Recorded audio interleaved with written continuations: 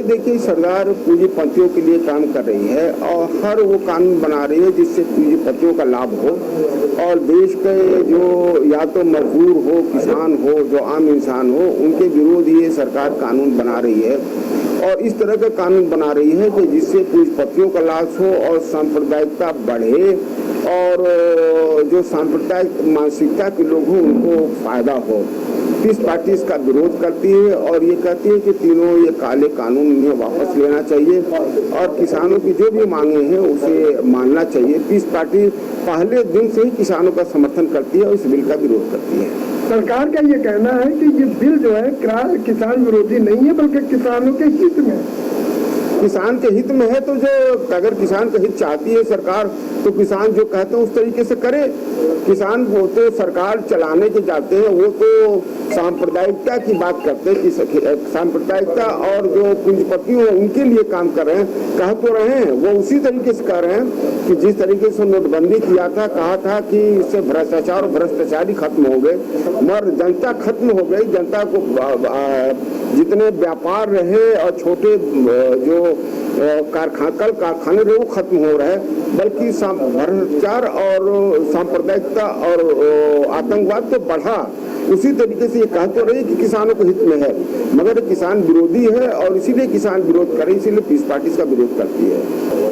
मैं समझता हूँ कि ये सरकार जब सीए बना था तब ये कह रही थी कि विपक्षी पार्टियां लोगों को बरगला रहे हैं, धर्म के आधार पर विभेद करना, वो बरगलाना है, तो मैं समझता हूँ सरकार को इसे समझ में आना चाहिए।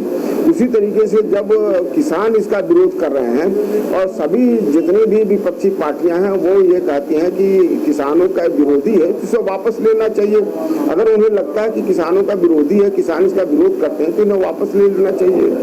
डॉक्टर साहब, आपके माध्यम से ये जानना चाहते हैं कौन सी ऐसी कमियां हैं इस बिल में जो हटनी चाहिए, दूर होनी चाहिए? नहीं, मैं तो मानता हूँ कि पूरा ये तीनों जो बिल है वो तीनों बिलों को वापस होना चाहिए। इसमें ऐसा कोई चीज नहीं है। जैसे मैं ये उदाहरण देता हूँ कि उन्होंने एक कॉन्ट्रैक्ट फार्मिंग का जो कानून बनाया है, उस कॉन्ट्रैक्ट फार्मिंग में 5 साल तक किसानों की जमीन को लिया जा सकता है। किसान एक मजदूर की तरीके से काम करता है। आज किसान स्वतंत्र था कि अपने हिसाब से वो जोतता बोता और इसी हिसाब से अपने उपज को बेचता था, मगर अब वो सारे जो है वो व्यापारियों को दे देना पड़ेगा, बड़े ठेकेदारों को दे देना पड़ेगा और वो सिर्फ एक मजदूर के हैसियत से अपने ही जमीन पर काम करेगा। एक तो ये बात रही। दूसरी, इन्होंने कहा था कि जो मिनिमम सपोर्ट प्राइस रहेगी, मगर जो व्यापारी हैं उसको 1.5 गुना से लेकर के 100 गुना तक ज्यादा कीमत पर बेच सकते हैं। किसान तो अब थोड़े प्राइस में खरीद रहा है। जैसे मैं एग्जाम्पल देता हूँ कि आज MSP मिनिमम सपोर्ट प्राइस जो है धान का 1860 रुपए है, सरकार ने तय किया है, मगर कोई जो है वो तौल एजेंट जो है वो किसानों से खरीदने के बजाय बिचौलियों से खरीद रहे हैं और किसान इसे बिचौलियों को 900 रुपए से 1000 रुपए पर देने में बाध्य है। हर चीजों का सामान बढ़ रहा है, मगर किसान जो उपज है उसका सामान कम हो रहा है, जबकि मोदी जी ने कहा था कि उसकी उपज का 1.5 प्राइस उन्हें मिलेगा।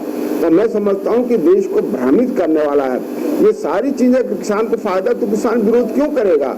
इसलिए मैं ये कहना चाहता हूँ कि सरकार को बिल को वापस लेना चाहिए और इसे किसान जो उस तरह से काम कर रहा था उस तरह से उन्हें काम करने देना चाहिए। सब्सक्राइब कीजिए हमारे न्यूज चैनल को और बेल आइकन को प्रेस करना ना भूलें ताकि हमारे नए वीडियोस का नोटिफिकेशन आपको मिलता रहे।